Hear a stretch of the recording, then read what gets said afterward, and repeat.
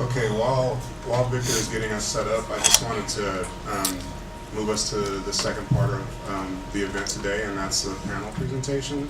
And I want to briefly introduce everyone, and then I'll give a little bit more of an in-depth introduction of our first speaker. So those of you that have a flyer, you can read on with me, but just want to introduce everyone who's on the panel. So we have Dolores Canales from California Families to Abolish Solitary Confinement. She's one of the intrepid souls who braved the 405 and the 5 to get down here to join us today.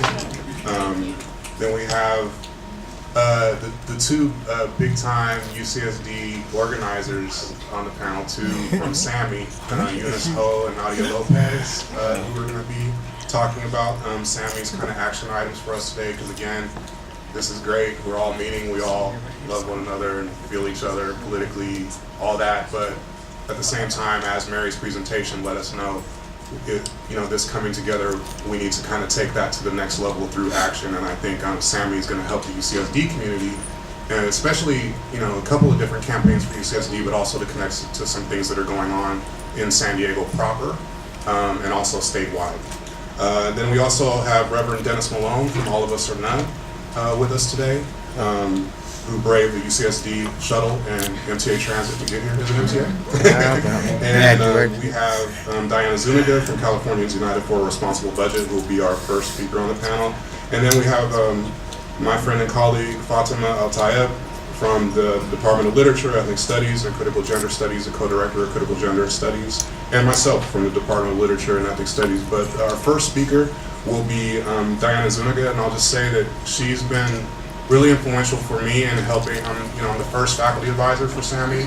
She's been really influential in trying and getting and catalyzing what SAMI has been trying to do in terms of things that are going on in San Diego. I know she'll speak about it in more detail, but we have a state prison here in San Diego in Otay, which is near the border, that the plan is right now, even though the state has been ordered by the federal courts to de-incarcerate, and basically what that means is to get the prison system from its current level of overcrowding, which is anywhere from, depending on the institution that you go to, 200 to 400% of capacity. The federal courts have ordered the state to get down to 137% of capacity. Is that right? So basically, what Jerry Brown and the rest of our fearless leaders in Sacramento have decided is that they've used a legal maneuver, and so instead of letting people out who on compassionate release or who are in for petty drug offenses, who on good time credits, what they've decided to do to get down to that number, that wonderful number of 137% of capacity, is to build more cells, to build more beds. And so Donovan here in San Diego is slated to be the winner of that kind of part of the prison industrial complex bonanza, and they're trying to expand that facility by 800 to 1,200 beds. And when we met with a local politician, Diana, myself, and Reverend Malone, we went and met with a local politician to speak on this. She spoke of that expansion at Donovan being a done deal. But actually, no social justice movement ever thinks that anything is a done deal that is about social injustice. And so one of the things that I know that Diana will speak on is that what is called the infill bed project. They come up with these euphemisms, but really it's just prison construction and prison expansion. But she's also the Southern Regional Director and lead organizer for Californians for United for a Responsible Budget. And I'm proud to be working with her, both for stuff going on in San Diego, but again, statewide and nationally. So without further ado, Diana.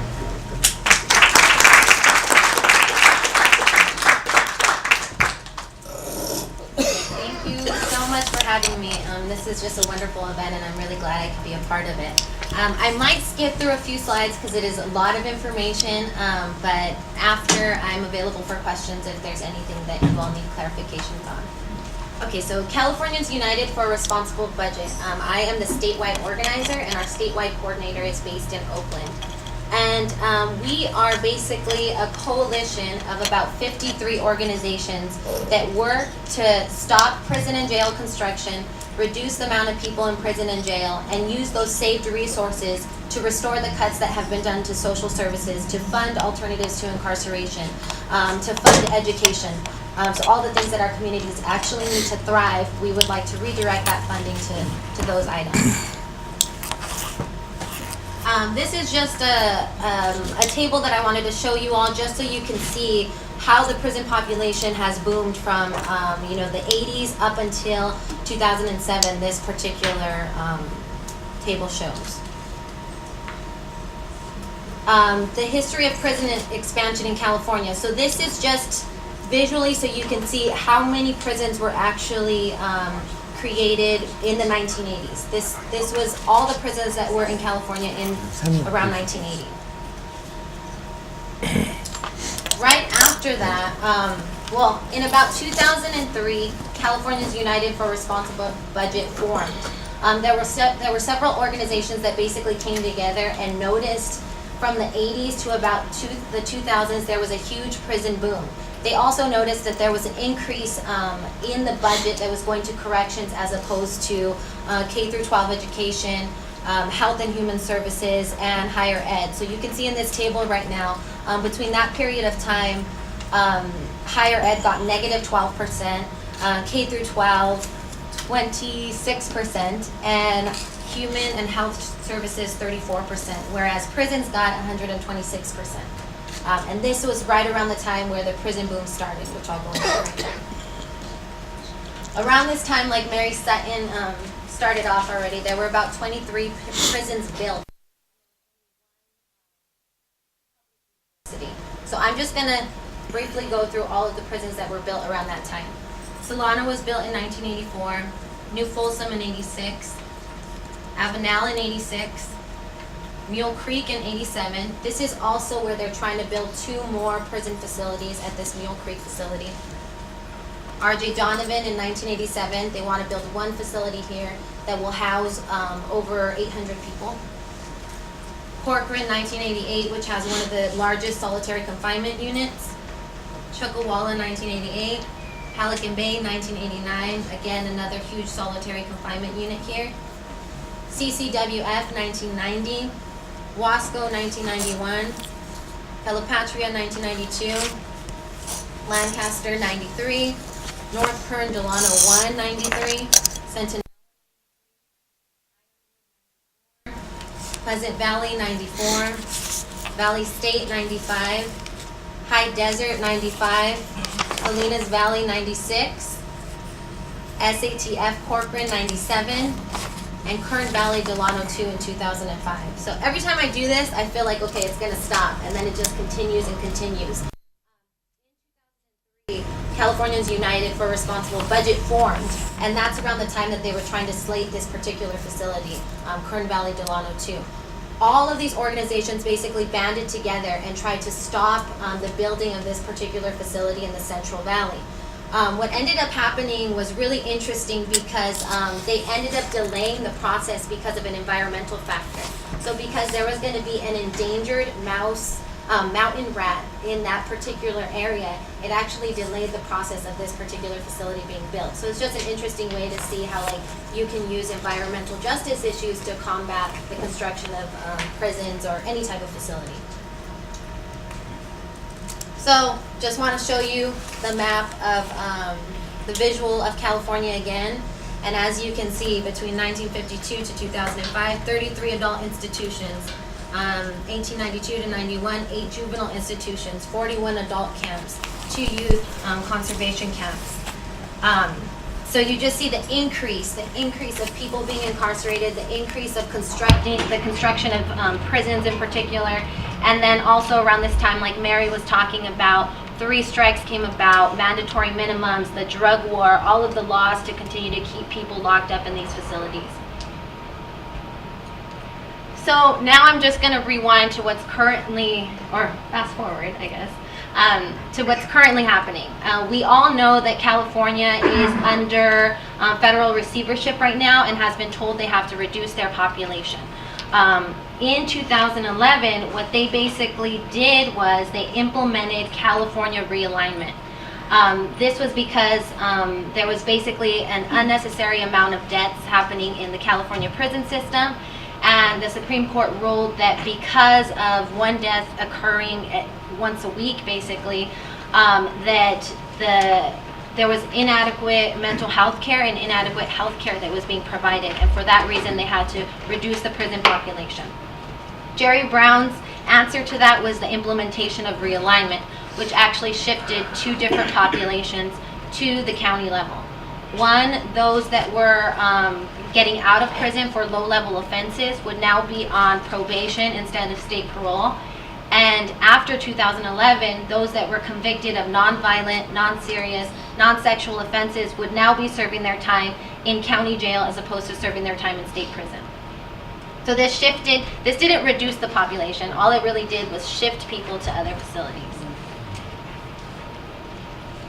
So I just wanted to kind of briefly talk to you about what's happening statewide and how the implementation of realignment is actually impacting San Diego County at this point.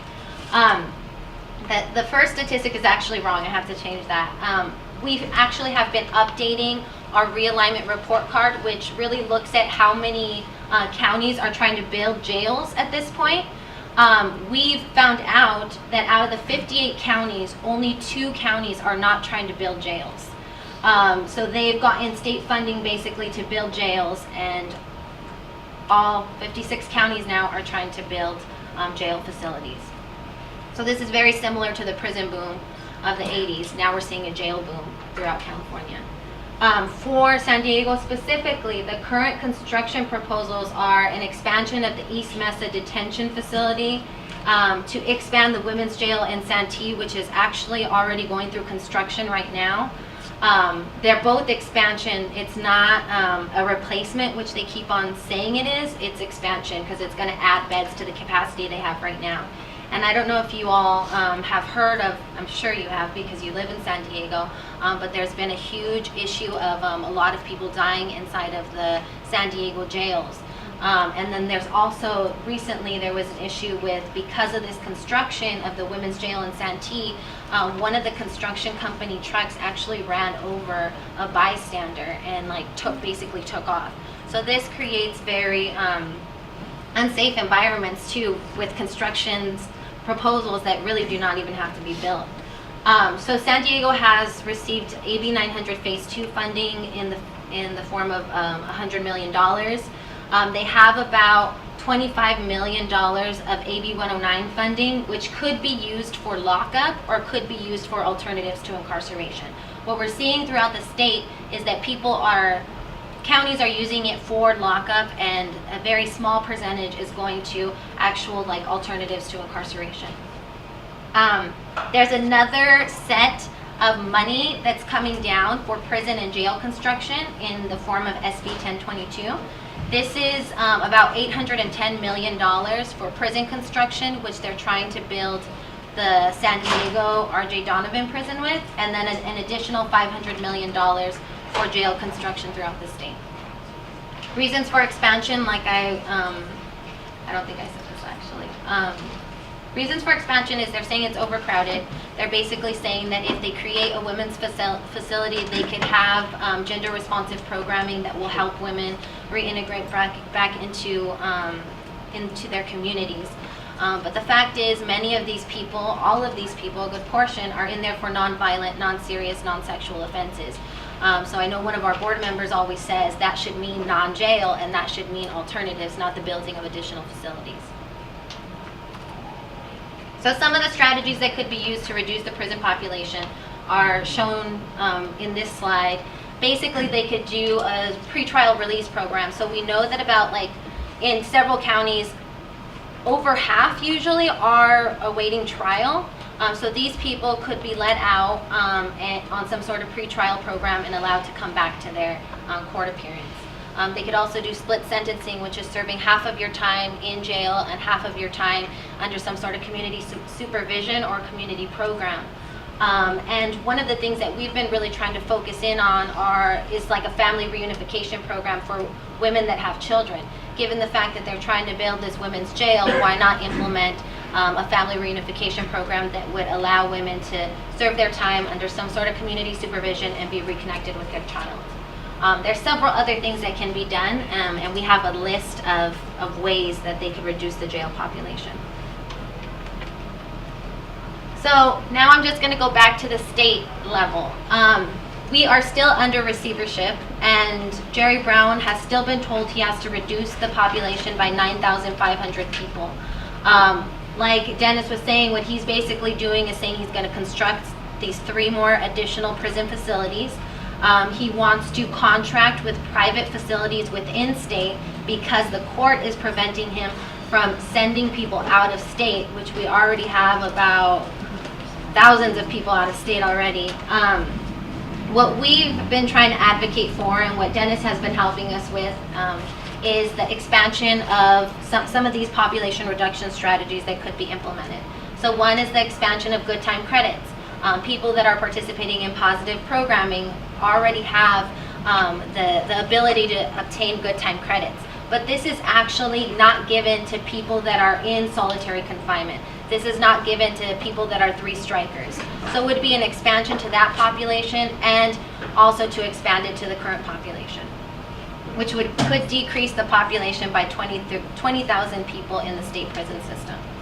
The next thing is an elder prisoner parole program, which 15 other states have. California does not. Expansion of medical parole, compassionate release, and then I'll just end with our CURB's 4th priority, which is the implementation and expansion of the alternative custody program. This is a program that was passed 2 years ago by Senator Carol Liu, and actually allowed women who were primary caregivers of their children and were inside for low-level offenses to serve their time under community supervision with their child. When they implemented the program, they said 4,000 women were eligible. To date, only about 400 women have been given the program. So this is something that can be expanded, that can reduce the population, and that we could carry over to the county level for those women that are serving time in the jails right now. And there's several other things.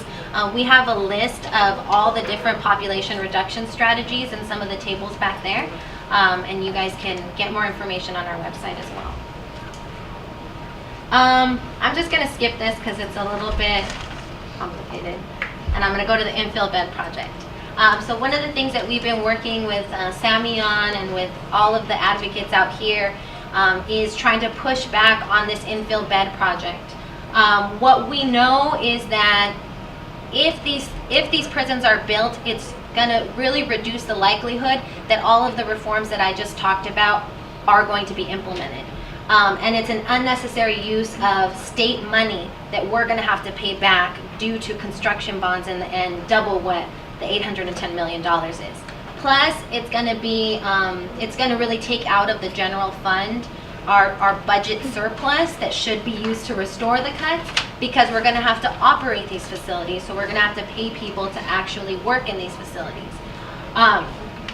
One of the other issues that we're having with this particular proposal is that they said if our elected officials approve the building of these 3 facilities, they would close Norco prison. They basically reversed that and said they're going to keep Norco prison open. So that's another way that we're trying to push back against it. If you're keeping this facility open, and you said, you know, you had this whole compromise before, then these prisons shouldn't be built in the first place at all.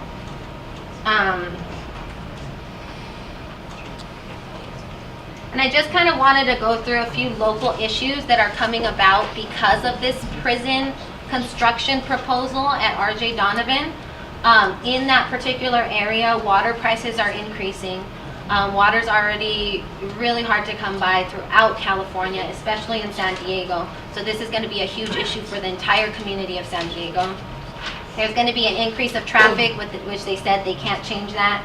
An increase in air pollution, may increase overcrowded schools, lack of jobs in San Diego, since prisons, historically, you can look at several different reports, prisons do not increase jobs in the communities that they're in.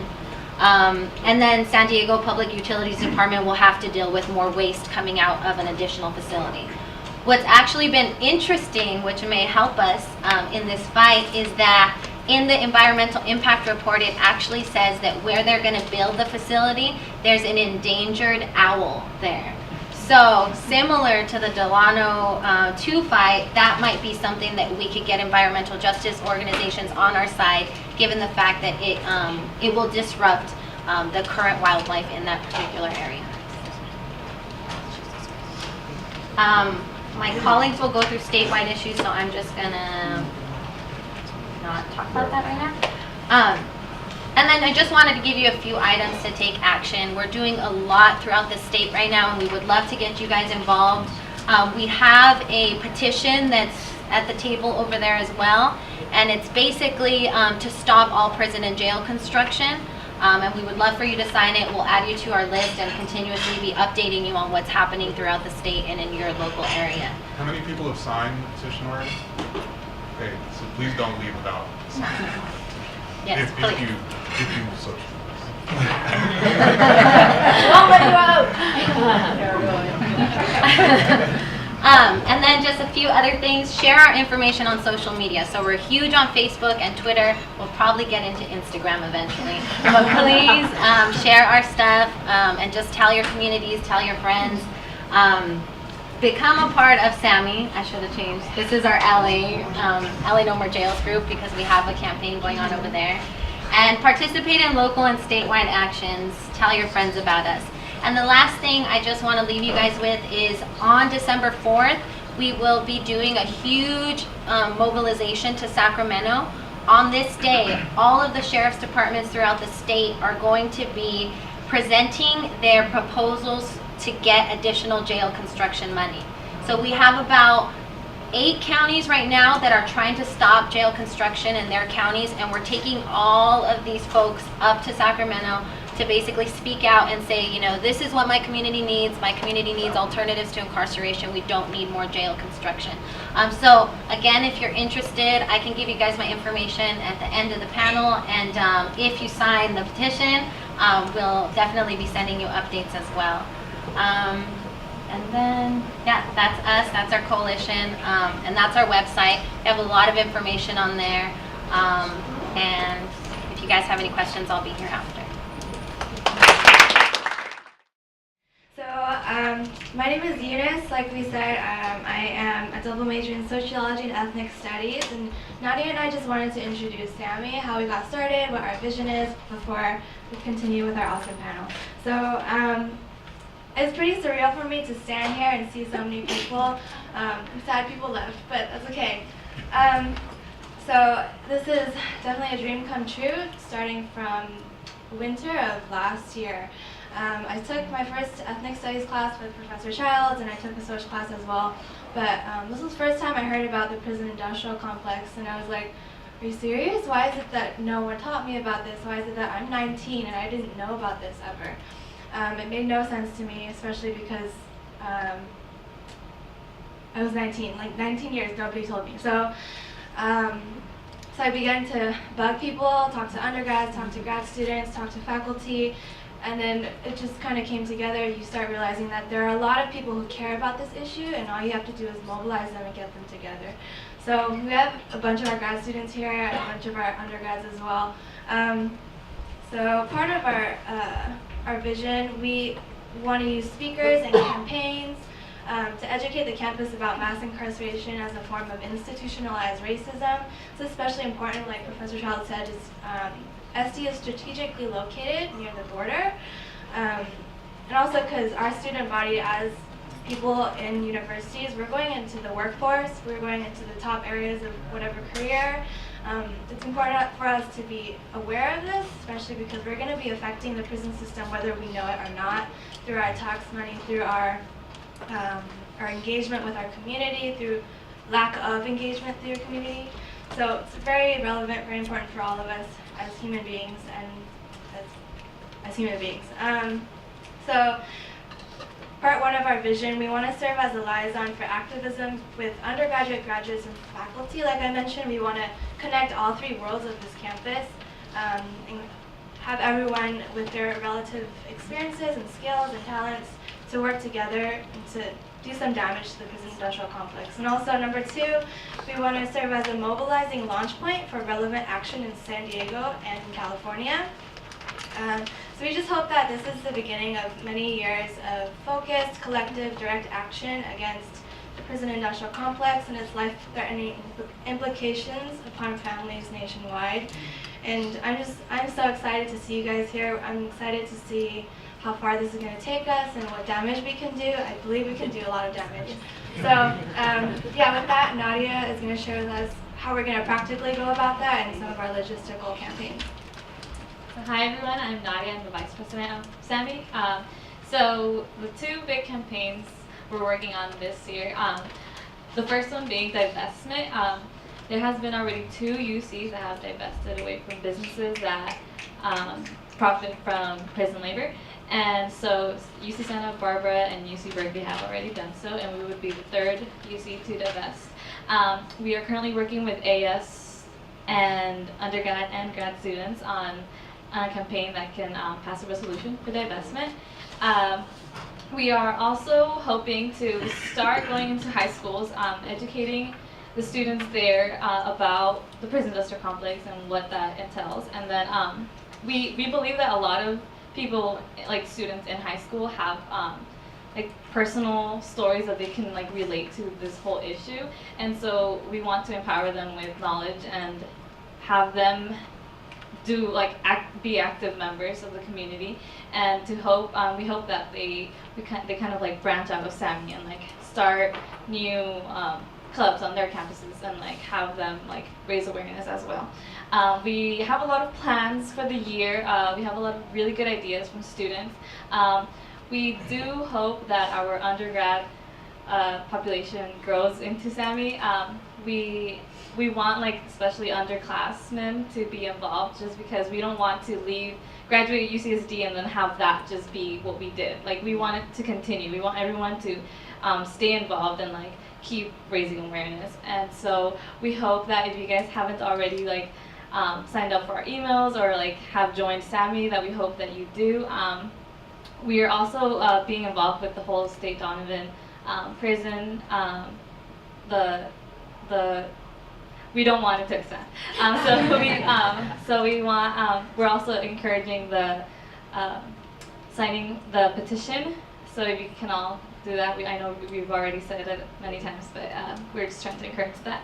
And yeah, so hope everyone can get involved. All the students can get, even if you're not a student, like faculty have been helping a lot with SAMI, and grad students have been really involved as well. So it doesn't mean that you're a grad student, you can't be involved. Like you can do a lot of things, and undergrad can do a lot of things, and we want like high school students to do a lot of things. So yeah, that's just what we plan for SAMI. So our next speaker will be Reverend Dennis Malone from the San Diego chapter of All of Us or None, which is an organization that I'm familiar with from my time as a graduate student at Berkeley when it began. I was there around the time the Critical Resistance also began. Who's familiar with Critical Resistance? The prison abolitionist organization. We might get a chance to talk more about prison abolitionism as we close. But All of Us or None, Reverend Malone can speak more about its purpose and how it got started and how he got into it. But it's a really important organization because it's an organization that is run by the formerly incarcerated themselves, rather than people trying to tell the incarcerated and formerly incarcerated what they need to have as agenda items or things to work for in terms of their justice platform. It's an organization that is run by prisoners and former prisoners themselves. So I think it's really important that we keep that in mind. And those of you that have been in my classes, we've talked about how this notion that, and I liked how earlier, in terms of the presentation from SAMI, the students were talking about how the high school students know what it is to be targeted by the prison industrial complex. So it's not as if we're going to bring knowledge from the university to them. It goes both ways. And of course, in terms of people who are incarcerated, nobody knows more about being incarcerated than those who are experiencing it. So anyway, without further ado, I want to invite Reverend Dennis Malone.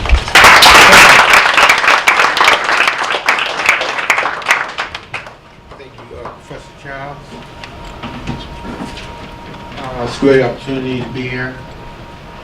I try to take advantage of every opportunity that I can to speak. All of Us or None, the organization that I'm currently representing today, because there's 3 other hats that I wear. One is the executive board member of A New Path with Susan's here, and that's our vice president to be, Susan of A New Path. And Community Concerns Ministry is another organization that I chair. All of Us or None, the formerly incarcerated, is this working? The formerly incarcerated. The formerly incarcerated have been without a voice.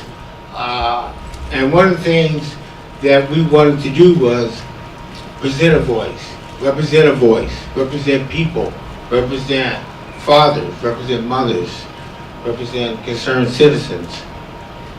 Far too often we find in the media that we are always being negatively portrayed as opposed to showing some of the accomplishments that some of us have made.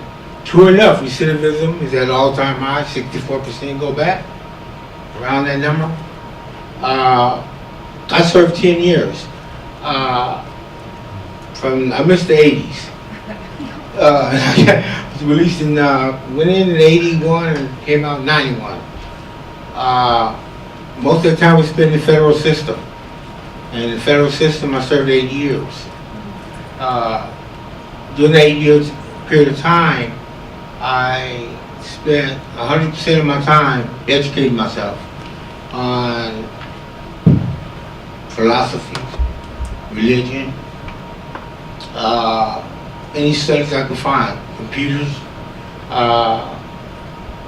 So when I was picked up in Denver, Colorado, that's where feds move you around. Started in Terminal Island and went to Arizona, ended up in Denver, Colorado, actually Littleton, Colorado, where they had that massacre shooting and so forth at the high school. But the state came and picked me up. California picked me up and brought me over to Donovan to finish up my last 2 years with the state. But when I got to the state, it was eye-opening for me because the entire day, either they were lifting weights or playing dominoes or spades or checkers or just laying around doing nothing, being warehoused. And that was shocking to me because, like I said, for the past 8 years, all I've been doing is going to school, educating myself, preparing myself for my release, or a 5-year plan upon my release.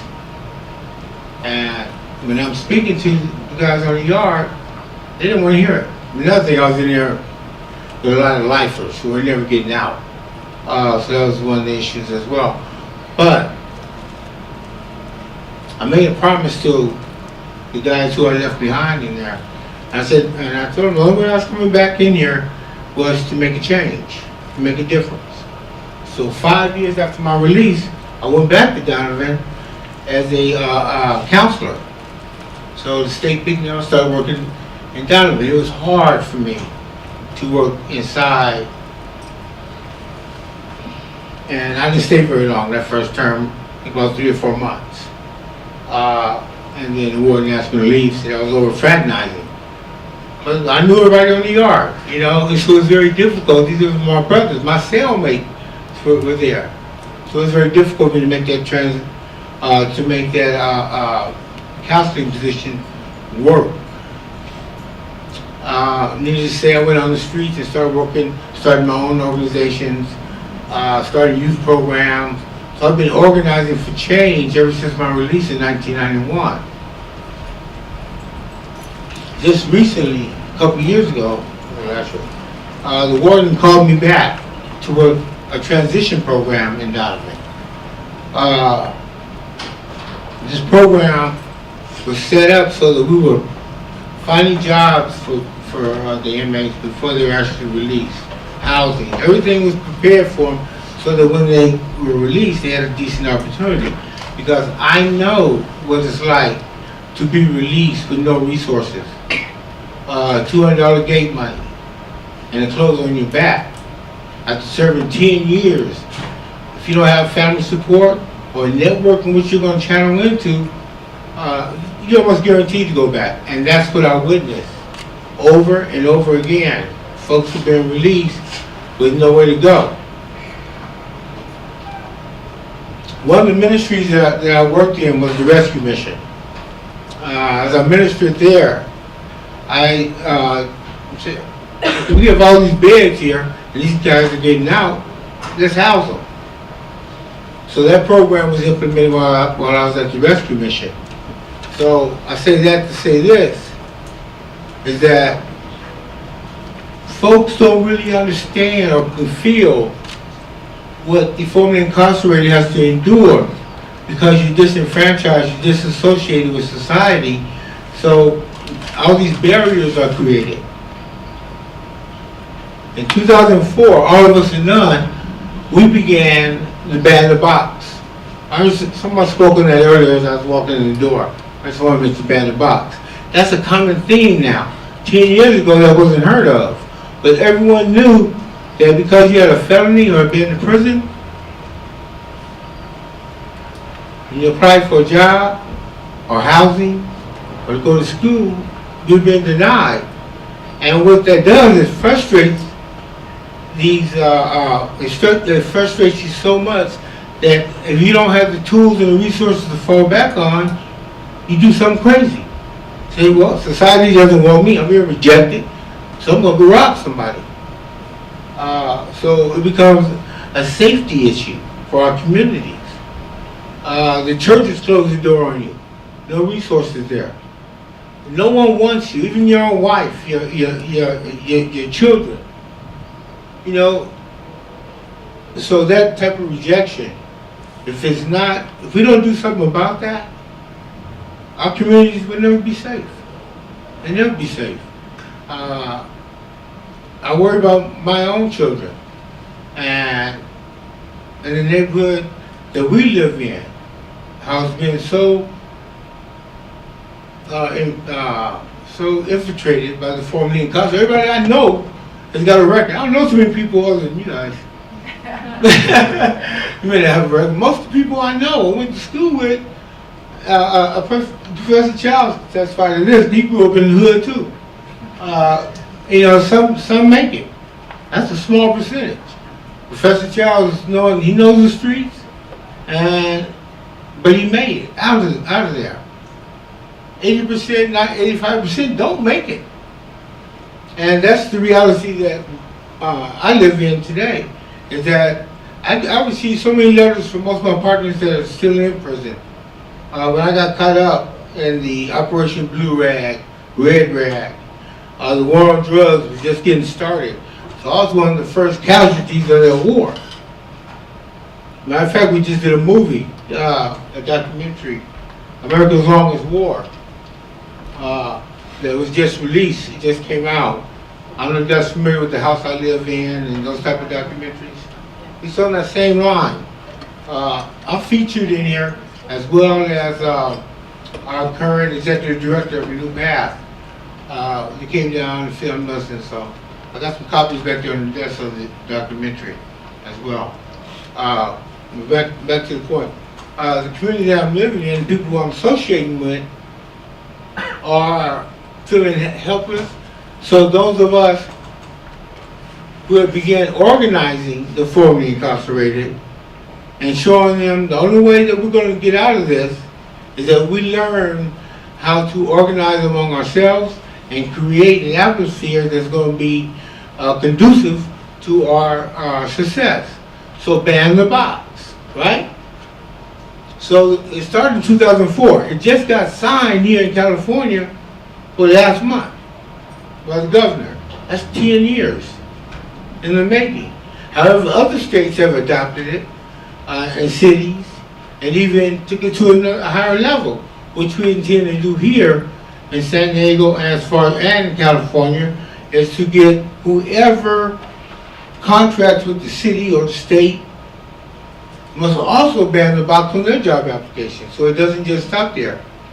Employment is the #1 statistic that shows if you're not employed, you're most likely to end up going back. So we have to break down the barriers for employment. But employment is no good without housing. Employment is no good without being clean. and sober. So all these other barriers must be dealt with alongside of ban the box. One thing that we also do are clean slates, remedies, as far as helping get your record expunged and so forth and so on. We have a team of lawyers that work with helping those who want to try and get their rights restored and so forth. Go meet our lawyers and do the whole clean slate thing. However, that really does very little good. Expungement's only good for saying I got my record expunged. They still can see whatever you've done just by pulling up your rap sheet or what have you. So ban the box. One of the things, we're going to take ban the box to a higher level. And by taking it to a higher level, I mean just this. That when we go out to the communities, we ask the communities, the folks who work for certain agencies, check and see if you have that question on your job application. Because what we found out is that most people don't know. They don't realize that they're part of the problem. If you're not addressing the issues at where you are, then you're part of the problem. UCSD, do they ask that question on the job application? Yes, they do. So let's start cleaning up house. Let's address UCSD as, hey, we're advocating for ban the box, and we believe everyone should have equal opportunity for jobs here. And if you're going to ask that question, ask it further down the line in the hiring process.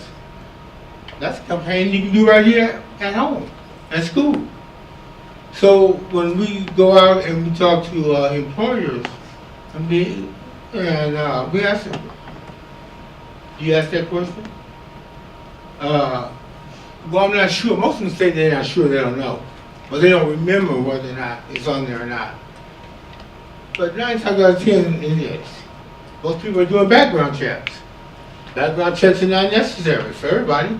I mean, if you have a landscaping company, why are you doing background checks for somebody that's not going to be exposed to anybody but the grass? You see what I'm saying? So it's not necessary. But we live in this day and age of fear. And the media has put a lot of this fear upon us. So everyone got to be checked out. Even if you got a boyfriend, a girlfriend, background check. You know what I'm saying? Everything has to be checked out. Because what it is, we live in fear of each other. And it shouldn't be that way. We have so maniacs out there that you need to be cautious of, but most people are good people. Some people have made some mistakes and been caught up. But they're doing good things now. I don't think a person should be marked for the rest of his life for a mistake that he made when he was 18, 19, 20, just a young person. Statistics show the older you are, the less likely you are to get in trouble. So most people who commit their crimes, especially African Americans, commit our crimes between the age of 18 and 24. And we find that you kind of shut out. Once you commit that crime, there's no getting back. Very few of us are able to wiggle away out of that situation. And it's just because of the grace of God that I think, and I believe, that saved me and kept me on the right path. Everyone must find their own vehicle that's going to keep them on the straight and narrow and do the things that are necessary to be a legitimate citizen in society. So with that, let me just close and say that in our organizing process, when we're out there recruiting folks and folks want to know how they can get involved, what they can do, we always have campaigns going. We're always educating. At our meeting this past Sunday at Malcolm X Library, it was all about next steps for Ban the Box. Because Ban the Box never would have happened had it not been, if we would have waited on our politicians to decide to ban the box, we'd still be waiting. So we had to learn. We first introduced ban the box here in San Diego in 2006. We did a resolution. Heck, most people that were in the meeting, they never heard of a resolution or our ordinance, and changing a resolution and making an ordinance. That's a whole learning process. So we have to teach people and take time and invest in the community that we want to change. And a lot of people you're going to find yourselves working with, if you choose to go down this organizing path, are going to be people whose journeys don't look like you, don't have your background. You have to learn how to associate yourself with others other than your comfort zone. And that's a learning curve. Who do I connect with in the community? I hear you say you want to start up many chapters in the different schools at the lower levels. That's a wonderful idea. All that connection, all that's going to take time and develop. When I first got into this organizing over 20-some years ago, I thought I was just in for the short haul. Like I said, it's been 20 years and I'm still doing the same thing I was doing first day I got out, basically. Going around the schools, talking to folks, telling my story. Because when it comes down to it, your story is really all you have. All the rest is just learned behavior. So when you have your story, and your story is compelling, and I congratulate you, especially you students, for taking interest. Because I always believe that on these universities and college campuses is where our soldiers were. And now I see that Professor Child's got y'all marching. It's a good thing. It's a good thing. So I'm looking forward to working with you so we can collaborate. Because one thing in this organizing process against this prison industrial complex, we don't have the money to fight the California Guard Union. We don't have that. We don't have the money to fight the corporations. But we do have the numbers of concerned citizens that can make the difference. And by uniting and going out of our comfort zone and reaching out to each other, anything and everything's possible. It wouldn't have been possible had it just been formerly incarcerated people going up there asking the governor to sign this legislation on banning the bombs. No. He heard that coming from different avenues. He wasn't doing it to save the formerly incarcerated. That wasn't the motivation point. You see what I'm saying?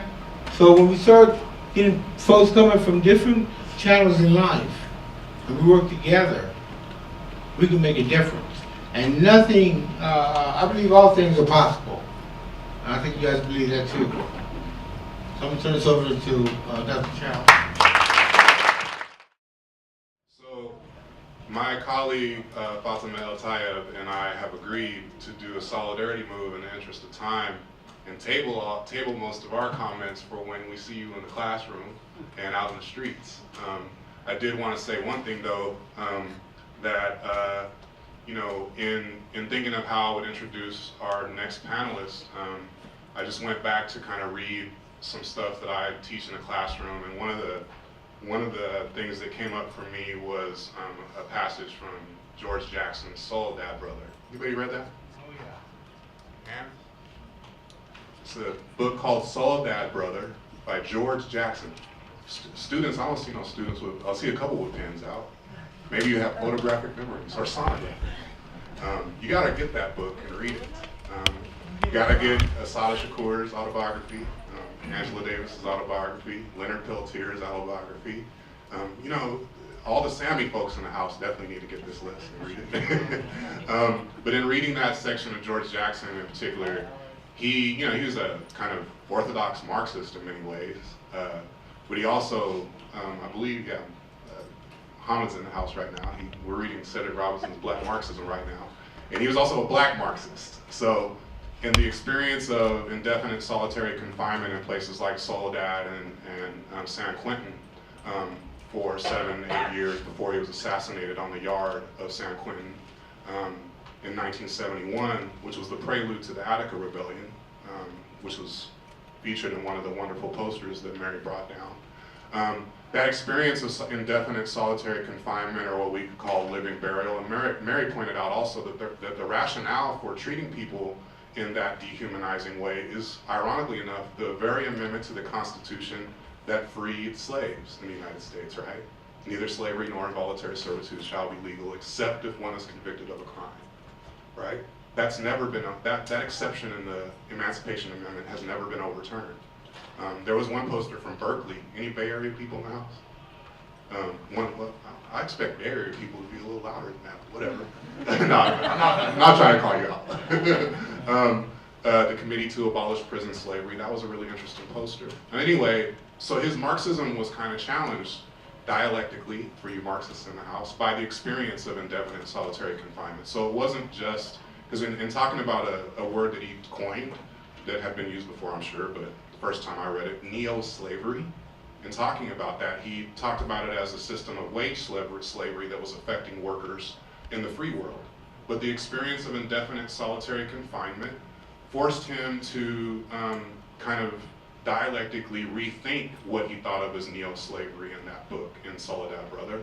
And he doesn't say that point blank, but it's something that can be read in the poetics, because you think about George Jackson, you think of kind of like a real polemical writer, but there's really moments of beautiful poetry in that book as well that you'll see, and also moments of abject misogyny. It's a very complicated book, but what book isn't? And what book is ideologically clean? But anyway, there's one section where he talks specifically about being in indefinite solitary confinement, and he describes it in kind of, I can't say it verbatim, but he says, "I've lived through the passage, I've died on the passage, with cotton and corn growing out of my chest unto the 10th, the 100th, the 200th generation. I felt everything that my ancestors felt and more." And in reading that the other night in preparation for today and in preparation for introducing our next speaker, I thought about the 30,000 and more hunger strikers who have been subjected, who led the biggest hunger strike in any prison in history. This last summer, starting in July, it was I think the third recent iteration of hunger strikes by prisoners in solidarity in California. I thought about George Jackson and the way in which, when he was writing those words in the late 1960s, even he likely could not have imagined the situation that we're in and that Dolores Canales' son is in right now, in places like Corcoran and Pelican Bay, in which that system of indefinite solitary confinement that was used as a mechanism to defeat radical formations such as the Black Panthers, such as the American Indian Movement, such as the Brown Berets, and other radical formations in the United States, would be used against the general population, specifically Black and brown people in the population and poor white people. But if you look at it just like everything else in the prison industrial complex, the most affected people are Black and brown, specifically in California. 1 out of 9 Black men between 20 and 30, we know, are in cages as we sit here right now in the United States. 1 out of 9 Black men between 20 and 30 are in cages in the United States. So in thinking of how to introduce Dolores, that's what I went to, is that section of George Jackson that I hope all of you read. Because we have many George Jacksons and Assata Shakurs who don't have names that we recognize. 30,000 of them went on strike, and how many of you even heard of it before? Those that haven't been to a presentation like that Sammy has put on. How many, just out of curiosity? So you have the most media savvy generation in the world ever, but we also have the most historically and politically illiterate generation in the world, being produced by all of these gadgets that we have and the corporate media, the corporate warfare media. So I'm glad to see all of you here. Dolores is a lead organizer with Californians United to Abolish Solitary Confinement. And her son has been in solitary confinement in Corcoran and Pelican Bay for almost 13 years. 23 to 24 hour a day solitary confinement with no light coming into the cell. And those of you who've seen the video Maximum Security University know that even when they're let out for that half hour, if it's not a lockdown, many of them are subjected to being kind of set up for fights between different prisoners in the yard. And that video Maximum Security University, if you ever get a chance to see it, you see prisoners being shot by the guards after the guards have bet on the fights that they've set up between the ostensible gang members. Many of them are just alleged gang members, but I'm not going to take up any more time. I want to hand over the mic to Dolores Canales and join me in thanking her for coming down.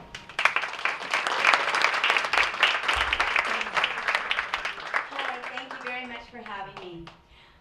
For me, the way that it all began, on July 1st, 2011, I was a mother and I wanted answers. I wanted to know when my son was going to eat. Because my son had wrote me prior to this. Okay, thank you. My son had wrote me prior to this and said that they were going to go on a hunger strike. This was the first hunger strike that was initiated due to the conditions of being held in solitary confinement for decades at a time. So at that time, I walked into building the Christ Unity African Center in South Central, and I went in there to try to find answers, to try to find out what was going on. That day, July 1st, 2011, I was the only family member at that location. There was a lot of various groups, organizations, speakers, and as I listened, everybody was, talking about a lot of really important things, but nobody was mentioning the 5 core demands. So I got up to the podium and I read the 5 core demands in a letter from my son. And from there it took a life of its own. From there, every other day I was involved in organizing protests, being on radio interviews, and I began to meet more and more family members that were coming out because they had the same desperation, they had the same concern. When was their loved one going to eat? What was going to happen? Were they going to starve themselves to death just to get somebody to listen? What I had found out during this time, I had no idea. My son had never told me the truth of the isolation. My son had never told me that he was deprived natural sunlight, that your skin becomes translucent in skin color, that they become hard of hearing, that they all end up needing these huge bifocal glasses because being in the fluorescent light 24 hours a day for decades at a time. My son had never really laid it out to me. I had realized he was in solitary confinement and never really gave it too much of a second thought.